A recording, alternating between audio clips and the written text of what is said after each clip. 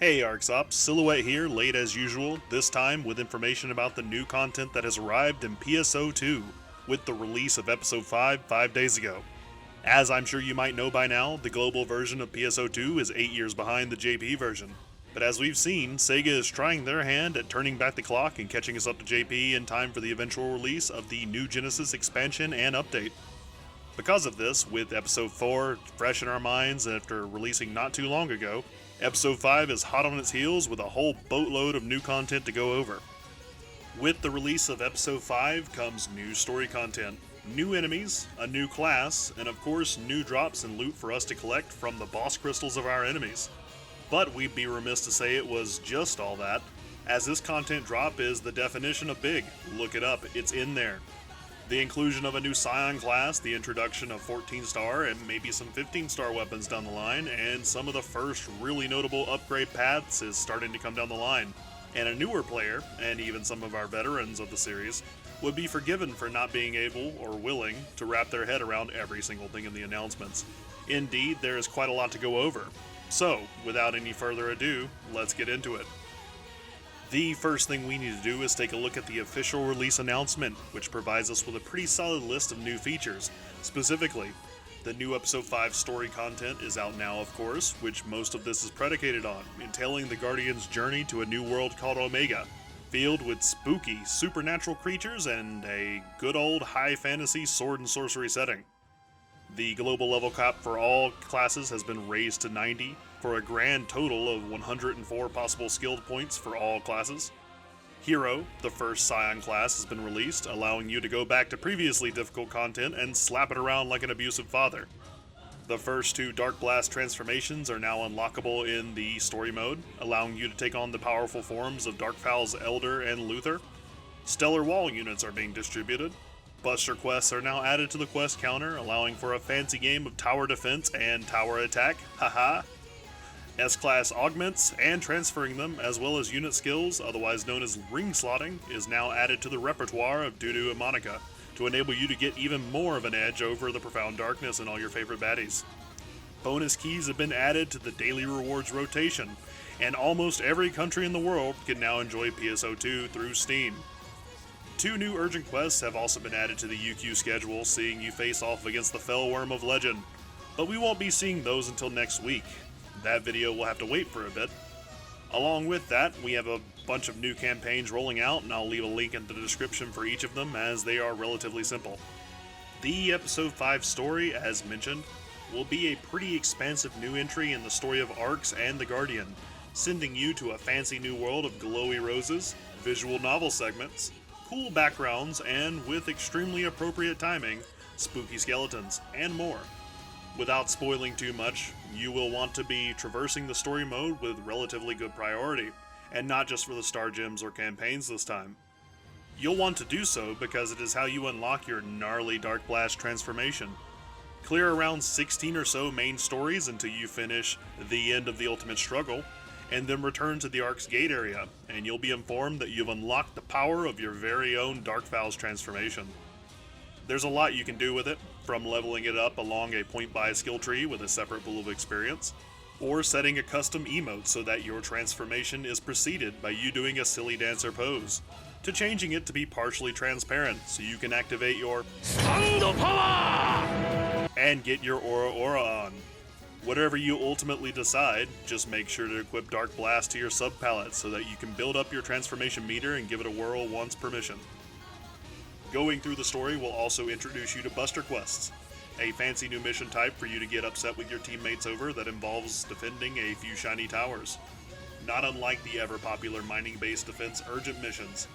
But this time, you have more than a few turrets and defenses to manage, and eventually you get to go on the offense and ride a shiny missile into the castle wall while shooting at everything that tries to stop you.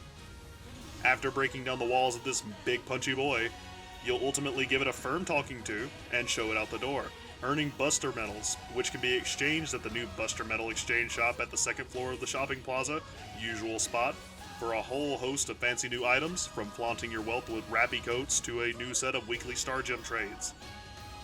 But if only it was all of that, the real star of the Episode 5 content is going to be the first of the Scion classes. Hero! With this new powerhouse of a class comes flashy new moves and a complete disregard for all previous disc-based skill systems, and an unorthodox combination of sword, twin machine gun, and talus, and a disproportionate focus on frame-perfect dodge and counter combat. Do all of this and one of the most damaging classes so far is in your hands. Along with this comes a new spunky sidekick of a girl who is only interested in groveling to anyone and everyone to get the word out about and making sure you can swing your sword around as much as you want and need. A whole nother 90 levels of class to power level through, and a new page of skills to figure out in the ARKS Layer Skill Simulator. To access this brand new Scion class, you'll need to get 2 base classes up to level 75, get their titles and the 2 new Frontier titles, talk to Kofi, get the client order for the permit. Completing this client order will have the hero now unlocked. Keep in mind, hero isn't like other classes. It thinks it's too good to be stuck with babysitting a subclass, and instead manages its incredible strength all on its lonesome. Despite later Scion classes allowing it, hero also can't be used as a subclass. Sorry, Automate fans, it just wasn't meant to be. This new class heralds a new direction for PSO2, with a focus on step counters and stylishly rotating between weapons and chaining different skills together to increase the hero gauge.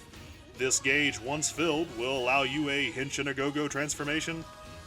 Not really. It will allow you to activate hero mode, turning up your damage even more. Once that is about to run out, or if the boss is nearly there, hero finisher will also allow you to go ham on your enemies with a super fancy, stylish finishing move. A very cool class altogether, although it may not be for everyone. A new episode means a new set of collection folders, which means you better get to work. 2 new sets of collection folders are available now, including the Evlita weapons in the 15-star Weapon Materials Collection 1, and the Supernatural weapons in the 15-star Weapon Materials Collection 2. As the name mentions, these items will be materials for both current upgrade paths to 14-star weapons, more on that in just a moment, and for later upgrade paths that will require 1 or more of these items at high enhancement levels with or without materials. These 2 collection folders require killing enemies with the Supernatural tag, which is basically most of the new Omega enemies that you'll find in Buster Quests and Story Mode at the moment, and later in Urgent Quests, so get to chopping them up. It's always good to get a head start on these before the awesome set of new weapons drop later this year. As for the current upgrade paths, Zig is getting to be quite the busy boy, with a whole new slew of exchange options for various weapons, including some of these new 14-star weapons such as our Lumiere and Atlas weapons. He also has a number of upgrades for several older items as well, and even a few ways of creating plus 35 weapons purely out of fuses for all of those who aren't interested in running Yamato encounters for a set of Seek, Kaiser, or Valkyries. Check him out when you have some time, as these items can be a nice stepping stone on the path to newer and better things, or a nice upgrade to items you've already fallen in love with, like the Homura series. Speaking of Zig, exchanges aren't the only things he has going on for him at this time. Probably the most universally impacting part of the Episode 5 patch is Zig's new client orders for Good Fortune and Augmentalist Talismans. To get them, Zig has a mission for you.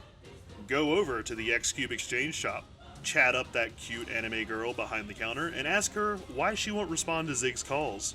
When she tells you that Zig only wants her for her weapons, do the bro thing and purchase those weapons, specifically the Vrowlet and the Monkey King bar from her, grind them up to plus 30, and hand in the client order to Zig to show him how tight the two of you are. For this show of solidarity, Zig will give you 2 permits, which go in your invent items under character info, by the way, not your inventory. This allows you to keep these items in your inventory, and their potentials will be in effect so long as you do, even if they're not equipped. The Vrowlet's Good Fortune potential causes practically all rare drops to drop as mystery items, which allows you to have them appraised as whatever element you want, and do enhanced appraisals, while the Gorilla Stick causes items to drop more often with more augments, which is quite the boon for any affixing aficionado or anyone looking to make a quick buck. Of the 2, you'll probably want to be using the latter, and keep the Vrowlet in your storage until the time is right. Mostly because dealing with teched items is easier and doesn't require taking every single one of those Dio Adelaides that you love to the tech counter before taking them to the swap shop. That said, we're not done with the exchange counter ladies just yet.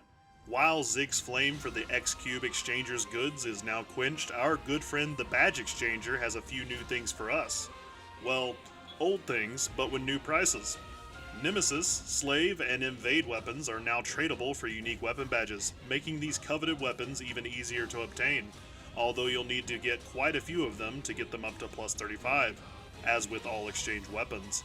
Along with that, Rising Weapon Badge 4s are now available.